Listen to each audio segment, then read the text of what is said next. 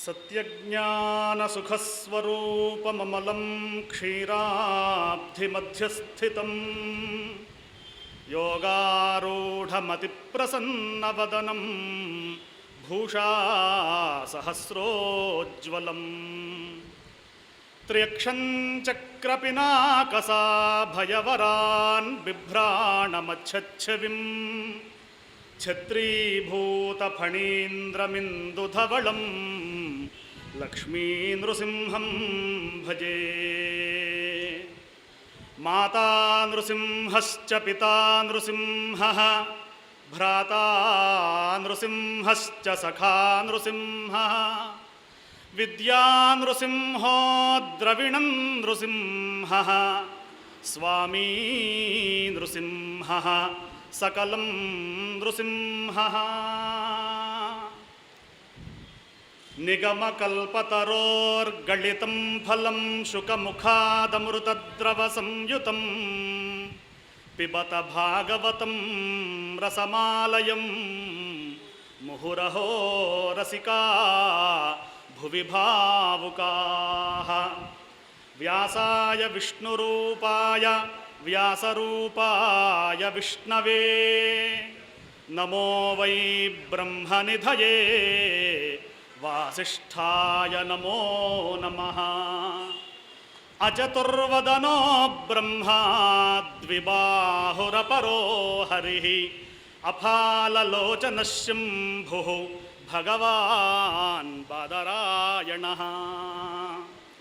समुडै यौवडु मुक्तकर्म चयुडै సన్యాసియయుంటిపోవ మహాభీతి ఓహో కుమారయనుచున్ వ్యాసుండు సీరంగ వృక్షములున్ తన్మయతన్ ప్రతిధ్వనులు చక్కంజేసే మున్నట్టి భూతమయున్ మృక్యద బాదరాయణి తపోధన్యాగ్రణిన్ ధీమణిన్। కృష్ణాయ వాసుదేవాయ దేవకీనందనాయ చ నందగోపకుమారాయ గోవిందాయ నమో నమః। శ్రీ మహాగణాధిపతయే నమః, శ్రీ మహాసరస్వత్యై నమః, శ్రీ గురుభ్యో నమః। దక్షిణాంనాయ శృంగేరి శారదాపీఠాధీశ్వరులు అనంతశ్రీ విభూషితులు శ్రీ శ్రీ శ్రీ భారతీతీర్థ మహాస్వామివారి దివ్యపాద పద్మాలకు, శ్రీ శ్రీ శ్రీ విధుశేఖర భారతీ మహాస్వామివారి దివ్యపాద పద్మాలకు, పౌరాణిక సార్వభౌములు మహామహోపాధ్యాయులు ఈ సభని స్థాపించి విశేషమైనటువంటి మనకు ఆధునిక కాలంలో మనం వ్యాస వాల్మీకులను చూడలేదు, కానీ గురువరేణ్యులు బ్రహ్మశ్రీ మల్లాది చంద్రశేఖర శాస్త్రి గారిని చూస్తే నాకైతే వ్యాసుల వారిని చూసినట్టే అనిపిస్తుంది, వాల్మీకి మహర్షిని చూసినట్లే అనిపిస్తుంది। బ్రహ్మశ్రీ మల్లాది చంద్రశేఖర శాస్త్రి గారి పాదపద్మాలకు నమస్కరిస్తూ ఈ పౌరాణిక సమ్మేళనం 9వ సమ్మేళనం నుండి మేము పాల్గొంటున్నాం। అంటే దాదాపు 2006-2005 సంవత్సరాల నుండి ఇప్పటికి ఒక 13 పర్యాయాలు అవకాశం ఇచ్చారు। ఒక 2-3 సార్లు అమెరికా దేశంలో ఉండి ఇందులో పాల్గొనలేకపోయినాం। ఈ సంవత్సరం అదృష్టం, నెల రోజుల క్రితం మేము అమెరికా వెళ్లాల్సిన వాళ్ళం, ఏదో కొన్ని కారణాల చేత అది రద్దయి ఇంకొన్ని రోజులు పొడిగింపబడింది। కేవలం గురుదేవుల యొక్క అనుగ్రహం, జగద్గురువుల యొక్క అనుగ్రహం, ఇక్కడ ఉన్నటువంటి శారదా అమ్మవారి యొక్క అనుగ్రహం అని చెప్పి ఈ సభల గురించే మేము ఉన్నామని చెప్పి నేను అమ్మవారి అనుగ్రహంగా భావిస్తూ, నాకు ఇచ్చినటువంటి గురుదేవులు ఆదేశించినటువంటి ఘట్టం కుచేలోపాఖ్యానం। శ్రీమద్భాగవతం అనేది భక్త్యా భాగవతము జ్ఞేయం, మోక్ష గ్రంథం, భక్తి గ్రంథం। ఈ భాగవతంలో భగవంతుడి యొక్క అనేకమైనటువంటి దివ్యావతారాలు, అనేకమైనటువంటి విభూతులు, అనేకమైనటువంటి లీలలు అనంతంగా వర్ణించబడినటువంటి గ్రంథం శ్రీమద్భాగవతం। అందులో దశమస్కంధం అనేది సాక్షాత్తుగా ఆ పరమాత్మ యొక్క ముఖంగా చెప్పబడింది। అందులో దశమస్కంధం పూర్వభాగం, ఉత్తర భాగంలో కుచేలోపాఖ్యానం 80వ అధ్యాయం, 80, 81 అధ్యాయాల్లో ఈ కుచేలోపాఖ్యానం చెప్పబడింది। ఈ కుచేలోపాఖ్యానం దేనికండి ప్రతీక అంటే సఖ్యభక్తికి ప్రతీక। శ్రీమన్నారాయణమూర్తిని శ్రవణం కీర్తనం విష్ణోః స్మరణం పాదసేవనం అర్చనం వందనం దాస్యం సఖ్యం ఆత్మనివేదనం అని చెప్పి 9 విధ భక్తులు చెప్పారు। భాగవతంలో ఒక్కొక్క భక్తుడు ఒక్కొక్క రకంగా పరమాత్మను సేవించి మోక్షాన్ని పొందారండి। శ్రీవిష్ణో శ్రవణే పరీక్షితభవత్ వైయాసికి కీర్తనే. పరీక్షిన్ మహారాజు శ్రవణం చేసి మోక్షాన్ని పొందాడండి భాగవతంలో. అలాగే శుకయోగీంద్రుల వారు వ్యాసులే అంటే వ్యాసుల వారి కన్నా ఇంకొంచెం ఎక్కువ అని చెప్తారు పెద్దలు. అటువంటి శుకయోగీంద్రుల వారు కీర్తించి ఆ స్వామి యొక్క సాన్నిధ్యాన్ని పొందారు. శ్రీ విష్ణో శ్రవణే పరీక్షితభవత్ వైయాసికి కీర్తనే ప్రహ్లాదస్మరణే తదంఘ్రి భజనే లక్ష్మీ పృథుః పూజనే అక్రూరస్త్వభివందనే కపిపతి దాస్యే చ సఖ్యేర్జునః సర్వస్వాత్మనివేదనే బలిరభూతు కైవల్యమేషాం ఫలం. ఏమిటండి ఫలం? భాగవతం అంటే శ్రీ కైవల్య పదంబు చేరుటకునై చింతించదనని చెప్పి పోతన గారు చెప్పారు. చెప్పారా అంటే సాక్షాత్తు ఆ రామచంద్రుడే పలికించాడట. పలికెడిది భాగవతమట పలికించు విభుండు రామభద్రుండట నే పలికిన భవహరమగునట పలికెద వేరుండుగాథ పలుకగనేలా. కాబట్టి సఖ్యభక్తికి ఇంత భాగవతం అనేది మోక్ష గ్రంథం కాబట్టి వీళ్ళందరూ కూడా కైవల్యాన్ని పొందారండి శ్రీ కైవల్య పదంబు అని చెప్పారు. అటువంటి నవవిధ భక్తుల్లో అర్జునుడు ఎట్లయితే సఖ్యభక్తో ఈ కుచేలుడు కూడా సుదాముడు కూడా సఖ్యభక్తికి ప్రతీక. భగవంతుడి యొక్క భక్తవత్సలత ఎంత గొప్పగా ఉంటుందండి అంటే మనకు భగవద్గీతలో చెప్పారు, పత్రం పుష్పం ఫలం తోయం యోమే భక్త్యా ప్రయచ్చతి అని చెప్పినట్లు భక్తి చేత మనం పత్రం కానీ పుష్పం కానీ సమర్పిస్తే పరమాత్మ ఎంత ఆనందిస్తాడో, ఎంత మనకు ఐహిక ఆముష్మికమైనటువంటి ఫలాలను అనుగ్రహిస్తాడో ఈ కుచేలోపాఖ్యానంలో చెప్పారు. అందుకే మనకు పోతన గారు చెబుతారు ఈ కుచేలోపాఖ్యానంలో, హరి భజించు హస్తములు హస్తములు. ఆ శ్రీమన్నారాయణమూర్తిని భజన చేసేటువంటి చేతులే చేతులు కదా. హరి భజించు హస్తములు హస్తములు అచ్యుతు గోరి మృక్కుత చిరము శిరంబు. ఆయనకు నమస్కరించేటువంటి శిరస్సే శిరస్సు అండి. చక్రధరు చేరిన చిత్తము చిత్తము. ఆయనను చింతించేటువంటి మనస్సే మనస్సు. ఇందిరావరుగను దృష్ట్లు దృష్ట్లు మురవైరి నుతించిన వాణివాణి. అక్షరు కథలాను కర్ణములు కర్ణములై విలసుల్లుబో భువిన్. ఆయన యొక్క కీర్తన చేస్తేనే కదా పరిపూర్ణమయ్యేది. అందుకే వ్యాసుల వారు కూడా భాగవతాన్ని అన్ని పురాణాలు రచించి సరస్వతీ నదీ తీరంలో వ్యాకుల చిత్తుడై ఉన్నప్పుడు కదా నారదుల వారు వచ్చి ఉపదేశం చేశారు ఈ యొక్క మహాభాగవతాన్ని. కాబట్టి ఆ సాక్షాత్తుగా సర్వాంతర్యామి అంతయు నీవే హరిపుండరీకాక్ష అన్నట్లు సర్వం విష్ణుమయం జగత్తుగా భావించడమే మనకు సార్థకత అని ఇందులో చెబుతూ ఉన్నారు. శ్రీశుక ఉవాచ కృష్ణస్యాసీత్ సఖా కశ్చిత్ బ్రాహ్మణో బ్రహ్మవిత్తమః విరక్త ఇంద్రియార్థేషు ప్రశాంతాత్మా జితేంద్రియః. శ్రీకృష్ణ స్వామి వారికి ఒకానొక మిత్రుడు ఉన్నాడండి. ఎటువంటి వాడు ఆ మిత్రుడు అంటే సద్బ్రాహ్మణుడు, బ్రహ్మనిష్ఠుడైనటువంటి వాడు, జితేంద్రియుడైనటువంటి ఒక మహానుభావుడు ఉన్నాడు. గోవింద సఖుండు కుచేలుండు నానుప్పు విప్రుండు మానధనుడు విజ్ఞాన రాగాది విరహిత స్వాంతుండు శాంతుండు ధర్మవత్సలుడు ఘనుడు విజితేంద్రియుడు బ్రహ్మవేత్త దారిద్ర్యంబు బాధింపనురుల కార్పణ్యవృత్తి అడుగబోవక తనకుదా నవ్వినట్టి కాసు 10,000 నిష్కముల్గా తలంచి ఆత్మమోదించి పుత్రదారాభిరక్షయొక విధంబున నడుపుచు ఉండునంతా. వ్యాసుల వారు చెప్పినటువంటి సంస్కృత భాగవతంలో ఒక శ్లోకంలో చెప్పారు కానీ పోతన గారు దాన్ని సీసపద్యంలో చాలా ఇంకా గుణాలని కలిపి చెప్పారు. తెలుగు భాగవతంలో ఇంకా రమ్యంగా ఉంది కథ. సంస్కృతంలో ఎంత మధురమో అంతకన్నా మధురం తెలుగులో భాగవతంలో ఉన్నది. అటువంటి కృష్ణ భక్తుడైనటువంటి కృష్ణ సఖుడైనటువంటి ఆ సుదాముడు అనేటువంటి బ్రాహ్మణుడు కలిగినంతలోనే తృప్తి కలిగినటువంటి వాడు. ఉన్నంతలోనే తృప్తి ఉంది. ₹1 వచ్చినా 10,000 వచ్చినాయి అనేటువంటి ఆనందం ఉంది.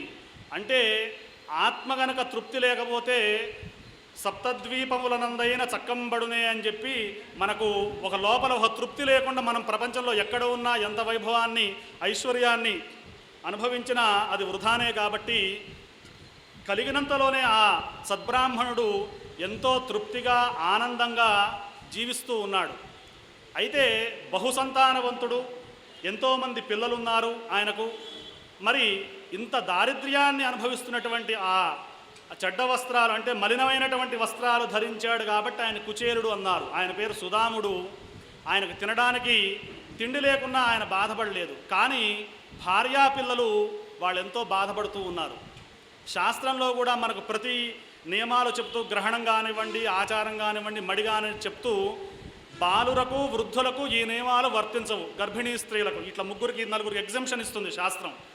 మన భారతీయ పురాణాలు శాస్త్రాల్లో ఉన్నటువంటి ఆ డెప్త్ అనేది మీరు ఇంకా వేరే ఏ దేశాల్లో ఏ ధర్మాల్లో ఏ శాస్త్రాల్లో కూడా కనబడదు. నీ దగ్గర 10,000 ఉంటే 1,000 రూపాయలు దానం చేయమంటాడు. నా దగ్గర 10 రూపాయలే ఉన్నాయంటే పావులా దానం చేయి బాబు, లేదా 5 పైసలు దానం చేయని చెబుతాడు శాస్త్రం. అంటే ఆ తారతమ్యం దేన్ని ఎట్లా చెప్పాలనేది మన భారతీయ ధర్మశాస్త్రంలో చెప్పినంత గొప్పగా మనకు వేరే ప్రపంచంలో ఏ ధర్మశాస్త్రాల్లో చెప్పరు. ఎందుకంటే అన్నిటికీ మూలమైనటువంటి ధర్మశాస్త్రమే సనాతన హైందవ ధర్మశాస్త్రం. కాబట్టి ఈ విధంగా ఆ బ్రాహ్మణుడు 1 రూపాయి దొరికితే చాలండి ఎంతో ఆనందపడుతున్నాడు. అయితే ఇంత దారిద్ర్యాన్ని అనుభవిస్తున్నటువంటి ఆ బ్రాహ్మణోత్తముడి యొక్క భార్య పతివ్రత అయినటువంటి ఆమె ఏమన్నదండి అంటే, స్వామి శ్రీకృష్ణ పరమాత్మ బ్రహ్మణ్యుడు భక్తవత్సలుడు కదా, పతివ్రత పతిం ప్రాహం రాయతా వదనేన సా దరిద్రాసీదమానాసా వేపమానాభిగమ్యచ. ఆమె ఎంతో వణుకుతూ ఎంతో వినయంగా ఎంతో భక్తిగా ఆ కుచేలుణ్ణి తన భర్తని ఏమన్నదయ్యా అంటే, బాలసఖుడైన అపద్మపత్రనేతృగాననేగి దరిద్రాంధకార మగ్నులైన మము ఉద్ధరింపుము హరికృపా కటాక్షర విదీప్తి బడసి మహాత్మా నీవు. కృష్ణ పరమాత్మని ఎక్కడి నుండో కూర్చొని ధ్యానం చేస్తేనే మన యొక్క సకల మనోభీష్టాలు సిద్ధింపజేస్తాడు కదయ్యా. అటువంటి కృష్ణ పరమాత్మ వరదుడు సాధు భక్త జనవత్సలుడు ఆర్తశరణ్యుడు ఇందిరావరుడు దయాపయోధి భగవంతుడు కృష్ణుడు తాకుశస్థలీపురమున యాదవ ప్రకరముల్ భజయింపగ ఉన్నవాడు నీ వరిగిన మిమ్ము చూచి విభుడప్పుడ ఇత్సు అనూన సంపదల్. అసమానమైనటువంటి సంపదలను ఇస్తాడయ్యా. కుశస్థలీపురంలో ద్వారకానగరంలో కృష్ణ పరమాత్మ కూర్చొని ఉన్నాడు. ఇదంతా కూడా గుజరాత్ రాష్ట్రంలో కుచేరుడు యొక్క గ్రామం పోరుబందర్. ఇప్పుడు ప్రస్తుతం ఉన్నటువంటి భౌగోళిక స్థితి ప్రకారం గుజరాత్ రాష్ట్రంలో ద్వారక ఉంది, పోరుబందర్ కూడా ఉంది. ఆ పోరుబందర్ అనేటువంటి గ్రామంగా అక్కడ కుచేరుడు కట్టించినటువంటి దేవాలయం కూడా ఉంది, కృష్ణస్వామి యొక్క దేవాలయం ఇప్పటికీ. కాబట్టి ఆమె ఒక అద్భుతమైనటువంటి మాట చెబుతున్నది. ఏమనంటే, కలలో నందను మున్నెరుంగని మహాకష్టాత్ముడైనట్టి దుర్బలుడు ఆపత్సమయమంబునన్ నిజ పదాబ్జాతంబులుల్లంబులోంతలపన్నంతన మెచ్చి ఆర్తిహరుడై తన్నైన ఇచ్చున్. ఎక్కడో కూర్చొని ప్రార్థిస్తేనే ఆయన తనకు తానే స్వయంగా ఇచ్చేటువంటి స్వామి శ్రీకృష్ణ పరమాత్మ. అటువంటిది నువ్వు వెళ్ళి ఒక్కసారి ఆయన నమస్కరించి ఆయన యొక్క ఉత్తమ శ్లోకుల యొక్క దర్శనం చేసుకోవడం ద్వారా నీకు అనేకమైనటువంటి సంపదలు కలుగుతాయి స్వామి. ఎందుకంటే ఇంత బహుపుత్ర సంతానంతో మనం ఉన్నాం కాబట్టి, ఇంత దరిద్రావస్థలో ఉన్నాం కాబట్టి నువ్వు వెళ్ళి ఆ స్వామిని ఒక్కసారి దర్శనం చేసుకో అని చెప్పింది. అంతే తప్ప సకల సంపదలు ఆయన ఇస్తాడు నువ్వు అడుగు అని ఆమె చెప్పలేదంటే ఎక్కడ కూడా కుచేలోపాఖ్యానంలో లేదు ఆ మాట. కుచేలుడు కూడా స్వామి దర్శనమైన తర్వాత నాకు ఏమి ఇవ్వలేదే ఈయన అని బాధపడడు. సాక్షాత్తు అఖిలాండకోటి బ్రహ్మాండ నాయకుడైనటువంటి స్వామి దర్శనం అయ్యిందే, ఆయన నన్ను కౌగిలించుకున్నాడే, నా పాదాలు బంగారు కలశంతో కడిగాడే అనేటువంటి తృప్తే ఆయనలో కనబడుతుంది తప్ప ఎక్కడ కూడా ఆయనలో అసంతృప్తి అనేది ఈ కుచేలోపాఖ్యానంలో లేదు. ఎందుకంటే భక్తుడి యొక్క లక్షణం సా పరమ ప్రేమ రూపా భక్తి అని చెప్పి నారద భక్తి సూత్రాల్లో చెప్పినట్లు ఒక్కసారి ఆ స్వామి దర్శనం చేయవయ్యా అని ఆమె చెప్పడంతో ఆయన ఏం చేశాడు అంటే ఒక చిన్న మాట అడిగాడు. ఇది సంచింత్య మనసా గమనాయ మతిందధే అప్యస్త్యుపాయనం కించిత్ గృహే కళ్యాణి దీయతాం. మరి చిన్ననాటి స్నేహితుడు కదా, ఎప్పుడో సాందీప మహాముని ఆశ్రమంలో చదువుకున్నారు కదా వీళ్ళిద్దరూ. కాబట్టి ఏదైనా ఒక గిఫ్ట్ ఇవ్వాలి కదా, ఏదైనా ఒక ఉపాయనం, ఒక బహుమతి తీసుకొని కానుక ఇద్దాము, ఇస్తే బాగుంటుంది. కానీ ఇవ్వాలంటే ఏమీ లేవే మన దగ్గర. ఇప్పుడు సాధారణంగా ప్రపంచవ్యాప్తంగా చేసుకున్నటువంటి హ్యాపీ ఫ్రెండ్షిప్ డే అని ఏదైతే అంటున్నారో, మిత్ర దినోత్సవం, గొప్ప విషయం ఏమిటంటే ఆ మిత్ర దినోత్సవం ఫోటోలు కూడా కుచేరుడి పాదాలు కృష్ణుడు కడుగుతున్న ఫోటోలే ప్రపంచవ్యాప్తంగా తిరుగుతున్నాయి. అంటే ఫ్రెండ్షిప్ అనేది ఎట్లా ఉండాలి, సఖ్యము మిత్రత్వం అనేది ఎట్లా ఉండాలి అనేటువంటి ఘట్టం మనకు భాగవతంలో చెప్పారు. మరి చిన్ననాటి స్నేహితుడైనటువంటి కృష్ణ పరమాత్మ దగ్గరికి వెళ్ళాలంటే ఏదైనా ఒక కానుక, ఒక బహుమానం తీసుకొని వెళ్ళాలి. ఏమున్నాయమ్మా ఇంట్లో అంటే ఏమీ లేవు. ఏదో చెప్పారట, ఎక్కడుంటారండి మీ భవనం ఎంత గొప్పది అంటే, మా భవనంలో సూర్యచంద్రులు నివాసం చేస్తూ ఉంటారండి అని చెప్పారట. పగలు సూర్యుడు ఉంటాడట వాళ్ళింట్లో, రాత్రి చంద్రుడు ఉంటాడట. అంటే పైకప్పు లేనంటి అంత గర్భదరిద్రులు, అంత అవస్థలో ఉన్నటువంటి పేదవారు అనేటువంటి అర్థంగా ఆమె ఏం చేసిందంటే అక్కడ ఉన్నటువంటి బ్రాహ్మణ గృహాలకు వెళ్ళి ముష్టి అంటే వాళ్ళని భిక్ష అడిగింది. ఏమని? యాచిత్వా చతురో ముష్టీన్ విప్రాన్ పృథుకతండులాన్. పృథుకతండులాలు అంటే అటుకులు. కృష్ణ పరమాత్మకు మనందరికీ తెలుసు వెన్న, మీగడ, ఈ అటుకులు ఇవన్నీ కూడా చాలా ఇష్టమైనటువంటివి. తులసీ దళాలు ఇవన్నీ చాలా ఇష్టమైనవి. ఆమె అక్కడ భిక్ష చేస్తే వచ్చినటువంటి 4 పిడికిళ్ళ అటుకులను తీసుకొని వచ్చి మరి వాటిని కట్టాలి కదా. కట్టాలంటే వస్త్రం ఉందా? చైలఖండేన తాన్ బద్ధ్వా భర్త్రే ప్రాదాదుపాయనం. చిరిగినటువంటి వస్త్రంలో ఏదో అవి కుట్టినటువంటి ఆ అటుకులు కింద పోకుండా పాపం ఎట్నో అట్లా కష్టపడి ఆ 4 పిరికెళ్ళ అటుకులని ఆమె ఆ చిరిగిన వస్త్రంలో కట్టింది.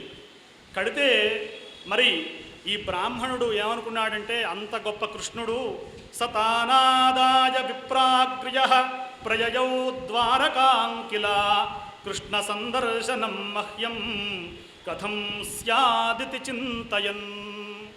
సరే నేను ఈ అటుకులు తీసుకున్నాను, వెళుతాను. మరి ఆయనేమో సాక్షాత్తు 16,000 మంది గోపికామణులతో ఉండేటువంటి వాడు. అసలు అక్కడ ఎవరన్నా నన్ను రాణిస్తారా? నన్ను గుర్తుపడతారా? ఈ బక్కచిక్కినటువంటి ఈ పేద బాపణ్ణి, ఈ పేద బ్రాహ్మణ్ణి ఎవడైనా రాణిస్తాడా? అట్లనే ఆ ద్వారపాలకులు అడిగితే నేను ఏం చెప్పాలి? లేదా వాళ్ళకి ఏదైనా ఉపాయం, వాళ్ళకి ఏదైనా బహుమతి ఇద్దామంటే నా దగ్గర అది కూడా లేదు కదా. ద్వారకా నగరంబు నేరీతి జొత్తును భాసురాంతఃపురవాసి అయిన అప్పుండరీకాక్షున్ అఖిలేషు నిర్భంగి దర్శింపగలను తద్వారపాలు రెక్కడి విప్రుండవు ఇందేల వచ్చదవని అడ్డపెట్టిరే అప్పుడు వారికేమైన పరిదానమిచ్చి చొచ్చెదనన్న ఊహింప అర్థశూన్యుండ నేను. చిల్లి గవ్వ కూడా నా దగ్గర లేనటువంటి వాణ్ణి, అటువంటి నేను ఆ అంతఃపురంలోకి ఎట్లా ప్రవేశిస్తాను? వెళ్ళాలనేటువంటి కోరిక గొప్పదే, కానీ ప్రాక్టికల్గా ఇది సాధ్యపడుతుందా అని చెప్పి బ్రహ్మాండమైనటువంటి ఆ అంతఃపురానికి వెళ్ళాడు. అక్కడ 3 ప్రహరీలు 3 కక్షలు అని చెప్పారు. సంస్కృత భాగంలో చాలా ప్రత్యేకంగా చెప్పారు. 3 గుల్మాన్యతీయాయ తిస్రః కక్షాశ్చ సద్విజ. అంటే ఈ భక్తి జ్ఞాన వైరాగ్యాలను దాటిన వాడెవడో వాడికి మాత్రమే కృష్ణ పరమాత్మ యొక్క అనుగ్రహం లభిస్తుంది. ధర్మ అర్థ కామాలు దాటిన వాడెవడో వాడికే మోక్ష సామ్రాజ్య నికేతనుడైనటువంటి శ్రీమన్నారాయణమూర్తి దర్శనం కలుగుతుంది. అట్లా ఈయన ఆ సభామండపంలోకి వెళ్ళడం, అంతఃపురంలోకి వెళ్ళడం, అక్కడ రుక్మిణీదేవి యొక్క అంతఃపురంలో కృష్ణ పరమాత్మ ఆయన గోపాల సింహం కూర్చొని ఉండడం, ఆయన గురించి పోతన గారు మంచి ఒక శీసపద్యం చెప్పారు. ఇందీవరస్యాము వందిత సుత్రాము కరుణావాలు భాసురకపోలు కౌస్తుభాలంకారు కామిత మందారు సురుచిర లావణ్యు సురశరణ్యు హర్యక్ష నిధమభ్యునఖిల లోకారాధ్యు ఘన చక్రహస్తు జగత్ప్రశస్తు ఖగకులాధిపయాను కౌశేయ పరిధాను పన్నగశయను అబ్జాతనయను మకరకుండల సద్భూష మంజుభాషు నిరుపమాకారు దుగ్ధసాగర విహారు భూరి గుణసాంద్రు యదుకులాంబోధి చంద్రు విష్ణు రోచిష్ణు జిష్ణు సహిష్ణు కృష్ణు. ఆ కౌస్తుభాలంకారాలతో, పట్టు వస్త్రాలతో, పట్టు పీతాంబరాలతో సాక్షాత్తు వైకుంఠంలో ఉండేటువంటి శ్రీమన్నారాయణుడే ఈ ద్వారకానగరంలో ఈ రుక్మిణీదేవి యొక్క అంతఃపురంలో కూర్చొని ఉన్నారా, ఈ హంసతూలికా తల్పం మీద, ఈ స్వర్ణ సింహాసనం మీద కూర్చొని ఉన్నాడా అని చెప్పి భావించి అట్లా ఉన్నటువంటి శ్రీమన్నారాయణ మూర్తిని, కృష్ణ పరమాత్మని గోవింద సఖుడైనటువంటి కుచేలుడు దర్శనం చేసుకున్నాడు. ఈయన దర్శనం చేసుకుంటే మామూలు మానవులైతే చదువుకునేటప్పుడు ఇద్దరు ఆశ్రమంలో గురుకులంలో ఉన్నప్పుడు ఒకడు ధనవంతుడైతే ఇంకొకడు దరిద్రుడైతే ఆ ధనవంతుడు దరిద్రుడిని అవమానించిన ఘట్టాలు మహాభారతంలో ఉన్నాయి. మనకు వేరే గ్రంథాల్లో, వేరే పురాణాల్లో ఇటువంటివి ఉన్నాయి. కానీ భగవంతుడు భక్తవత్సలుడు కాబట్టి ఆ సింహాసనం మీద నుండి ఈ కుచేలుడిని చూడగానే ఒక్కసారి లేచి వచ్చాడట, కదిలి వచ్చాడు సాక్షాత్తుగా శ్రీమన్నారాయణమూర్తి. ఆయనేమో పట్టు పీతాంబరాలతో ఉన్నాడు, ఈయనేమో మలినమైనటువంటి వస్త్రాలతో ఉన్నాడు. ఆయనేమో బంగారమైనటువంటి కాంతితో ఒక అద్భుతమైనటువంటి మల్లెమొక్కలాగున్నాడు, ఈయనేమో మలినాంబరాలతో నరాలు తేలుతూ ఉన్నటువంటి పేద బ్రాహ్మణులాగా ఈయన ఉన్నాడు. అదే చెబుతూ ఉన్నాడు, కనిడాయంజనునంత కృష్ణుడు దళత్ కంజాక్షుడప్పేద విప్పుర్ని అశ్రాంత దరిద్ర పీడితు కృషీభూతాంగు జీర్ణాంబరున్ ఘనతృష్ణాతుర చిత్తుహాస్య నిలయున్ ఖండోత్తరీయున్ కుచేలుని అల్లంతనె చూచి సంభ్రమ విలోలుండై దిగన్ తల్పమున్. ఆ మంచం మించి ఆ బంగారు సింహాసనం పడుకుని ఆ ఉండేటువంటి తల్పం మీద నుండి కృష్ణ పరమాత్మ కిందికి దిగి వచ్చి ఆయన ఒక్కసారి గట్టిగా కౌగిలించుకున్నాడట కుచేలుణ్ణి. ఆ కౌగిలింతతోనే ఈయన ఎంతో ఆనందాన్ని పొందాడు కుచేలుడు. ఆ కౌగిలించుకోవడమే కాదు, కుచేలుణ్ణి తను కూర్చునేటువంటి రమాదేవితో, రుక్మిణీదేవితో కూర్చునేటువంటి ఆ సింహాసనం మీద పక్కన కూర్చోబెట్టుకున్నాడు. హంసతూలికా తల్పం మీద పక్కన కూర్చోబెట్టుకొని ఈయనకు పూజించాడు. బ్రాహ్మణులను పూజించడం కృష్ణుడి యొక్క ధర్మం కదా. మంత్రాధీనం తైవతం తన్మంత్రం బ్రాహ్మణాధీనం బ్రాహ్మణో మమదేవత అన్నాడు కాబట్టి సాక్షాత్తుగా ఈయనని ఆ సింహాసనం మీద కూర్చోబెట్టి కర్పూరమిళిత తాంబూలాన్నిచ్చి పాదాలను కడిగి బంగారు కలశంతో నెత్తిన చల్లుకొని ఆయనకు ఒక ధేనువును కూడా ఇచ్చాడట కుచేలుడికి. ఇచ్చి ఆ రుక్మిణి అమ్మవారేమో ఆ వీచికలు వీస్తుంది, వింజామరలు వీస్తూ ఉన్నది. ఈ బ్రాహ్మణోత్తముడికి ఎంత మర్యాద చేశాడు, ఎంత గొప్పగా సేవించాడు కుచేలుడిని కృష్ణ పరమాత్మ అంటే, ఈయన ఏమైనా కృష్ణ పరమాత్మ యొక్క అగ్రజుడా, కృష్ణ పరమాత్మకు గురువా? ఎందుకు ఇంత కృష్ణ పరమాత్మ ఇంత మలిన వస్త్రధారి అయినటువంటి బ్రాహ్మణ్ణి కౌగిలించుకొని తను కూర్చునే సింహాసనం మీద కూర్చోబెట్టి పాదాలు ఒత్తి ఆయన కాళ్ళు గడిగి నెత్తిన జల్లుకొని ఒక ధేనువిచ్చి తాంబూలమిచ్చి ధూపదీపాలతో పుష్పాలతో అలంకరించి ఇంత గొప్పగా సేవిస్తున్నాడు. అక్కడున్నటువంటి అంతఃపుర స్త్రీజనులు, దాసదాసీ జనం అనుకుంటున్నారట, ఏమి తపంబు చేసెను కొయి ధరణీ దివిజోత్తముండు తొల్బామున యోగి విస్ఫుర దుపాస్యకుడై తనరారు ఈ జగత్స్వామి రమాధినాథు నిజతల్పమునన్ వసించి ఉన్నవాడు ఈ మహనీయ మూర్తికెనయే ముని పుంగవులెంత వారలున్. ఈయనేమన్నా సాక్షాత్తు ఒక యోగి పుంగవుడా, ఒక మహామునే? ఎవరు ఈయన?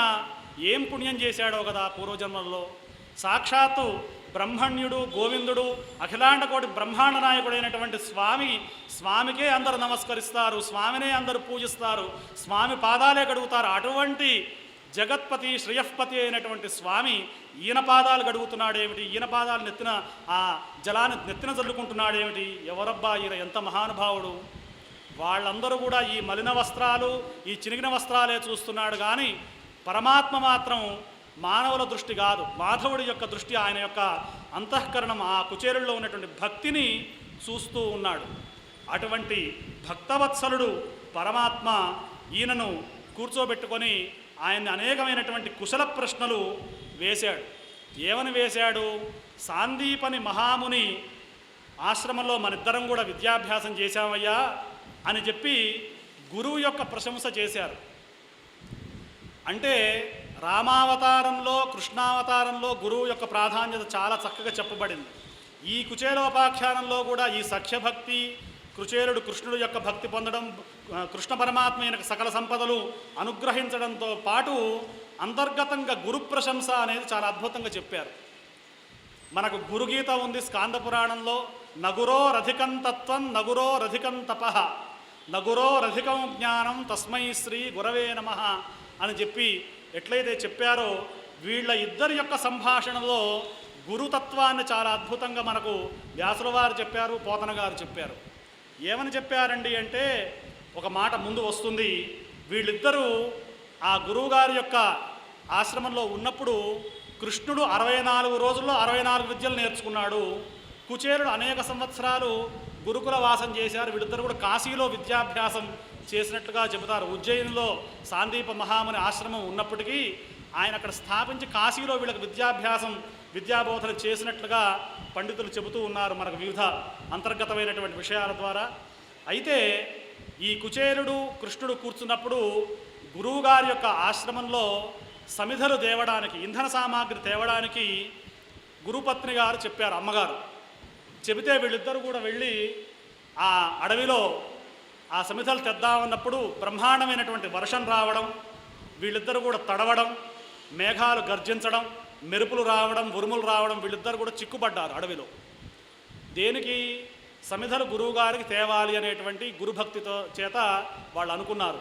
కానీ చిన్నపిల్లలు కాబట్టి మార్గం తెలుసుకోలేక ఆ అడవిలో చలికి గడగడ వణుకుతూ పెదవులు ఇట్టిట్లా కొట్టుకుంటూ వాళ్ళు ఒక చెట్టును పట్టుకొని ఇద్దరు చెట్టెక్కి కూర్చున్నారు రాత్రి మొత్తం.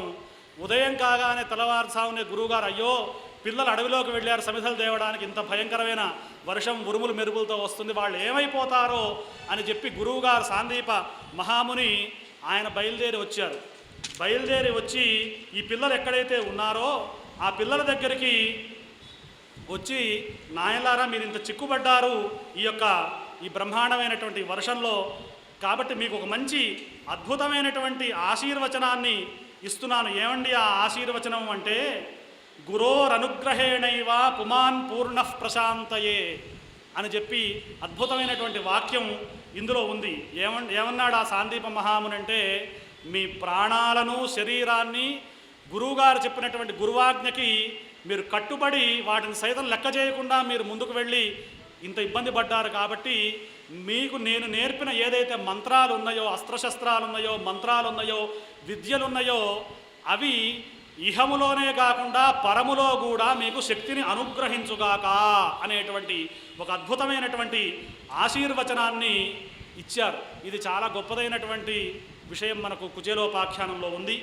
అయితే ఇట్లా గురువు గారి యొక్క సంభాషణ చేసుకున్న తర్వాత కృష్ణ పరమాత్మ కుచేలుడిని అడిగాడు, మరి ఏమయ్యా ఇంతకాలం తర్వాత వచ్చావు, మరి నాకేదైనా ఉపాయనం తీసుకొచ్చావా, బహుమతి తీసుకొచ్చావా అని చెప్పి అడిగాడు.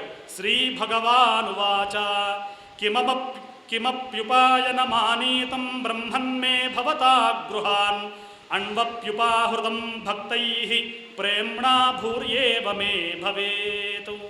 నువ్వు భక్తితో కొద్దిగిచ్చినా నేను స్వీకరిస్తాను. పత్రం పుష్పం ఫలం తోయం యో మే భక్త్యా ప్రయచ్చతి తదహం భక్త్యుపహృతం అశ్నామి ప్రయతాత్మనః. భక్తి లేకుండా నువ్వు ఏది పెట్టినా కూడా, అంటే హేమాచలం అంటే బంగారు పర్వతాన్ని నాకు సమర్పించినా కూడా నేను తీసుకోనయ్యా. భక్తితో నువ్వు దళమైనా సలిలమైనా మంచినీళ్ళైనా పత్రమైనా ఏదిచ్చినా తీసుకుంటాను అని చెప్పి అన్నప్పుడు ఈ కుచేలుడు సిగ్గుపడ్డాడు.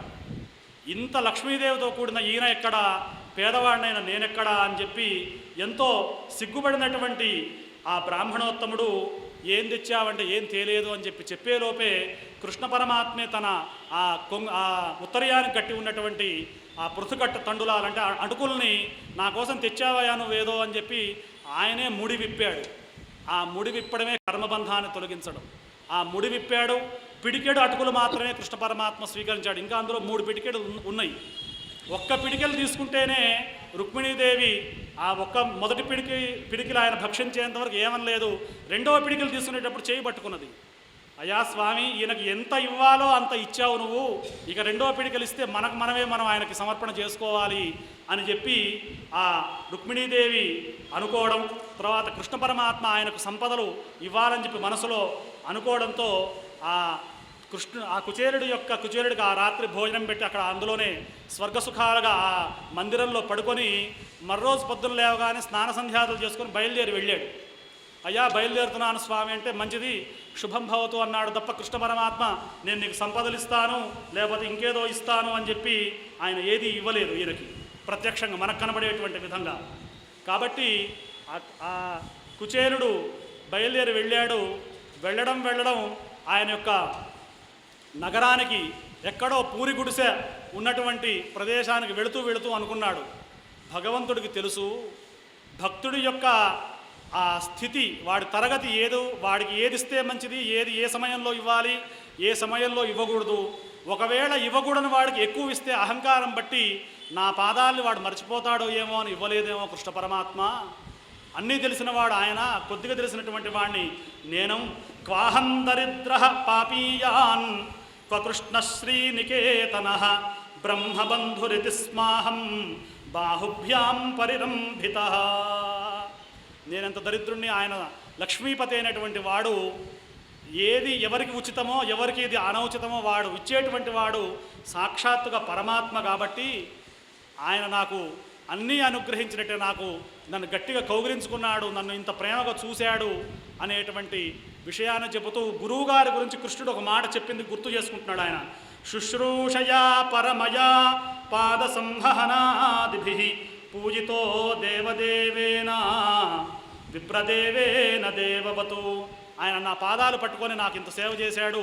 కృష్ణుడు కూడా ఏం చెప్పాడు గురు శుశ్రూష గురించి అంటే, నువ్వు వేదాలు చదివినా, యజ్ఞాలు చేసినా, దానాలు చేసినా, పూజలు చేసినా గురు శుశ్రూషను మించినది ఏదీ లేదు అని చెప్పి ఇందాక సాందీప మహాముని గురించి చెప్పినటువంటి వాక్యం భాగవతంలో ఉంది.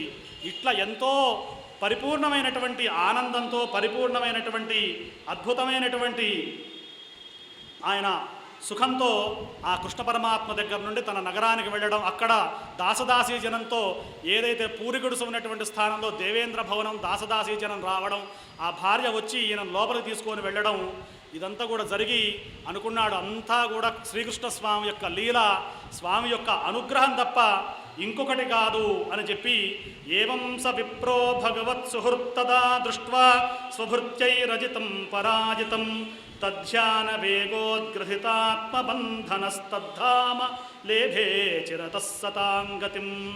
కాబట్టి ఈ నడిలో గనక సిరి, నడమంత్రపు సిరి వచ్చిన వాళ్ళు చాలా అహంకారపడుతూ ఉంటారు. కానీ ఈయనకు వచ్చినటువంటి సిరి సాక్షాత్ కృష్ణప్రసాదంగా ఆయన భావించి ఆ కృష్ణస్వామిని తలుచుకుంటూ ఆయన ధ్యానిస్తూ మోక్షాన్ని పొందాడు. ఈ కుచేరోపాఖ్యాన్ని ఎవరైతే వింటారో, పారాయణం చేస్తారో వాళ్ళకి ఈ సంసార బంధనాలు మొత్తం కూడా శ్రీకృష్ణస్వామి తొలగిస్తాడు అని చెప్పి దీని ఫలశ్రుతి చెప్పబడింది. కృష్ణాయ వాసుదేవాయ దేవకీనందనాయ చ నందగోపకుమారాయ గోవిందాయ నమో నమః. ఈ సభలో పెద్దలు ఉన్నారు. నేను భాగవతం చెప్పడం ఇదే మొదటిసారి. ఎప్పుడు రామాయణం చెప్పేవారు, మాకు భాగవతం ఇచ్చారు. మహామహోపాధ్యాయులు ప్రభాకర శర్మ గారు ఉన్నారు, తంగిరాల వారు ఉన్నారు, ఎందరో ఉన్నారు. ఏదైనా తప్పు చెప్తే మన్నించండి. ఎప్పుడు రామాయణం చెప్పే అలవాటు, కానీ గురువుగారు ఈసారి భాగవతాన్ని అనుగ్రహించారు. స్వస్తి ప్రజాభ్యః పరిపాలయంతాం.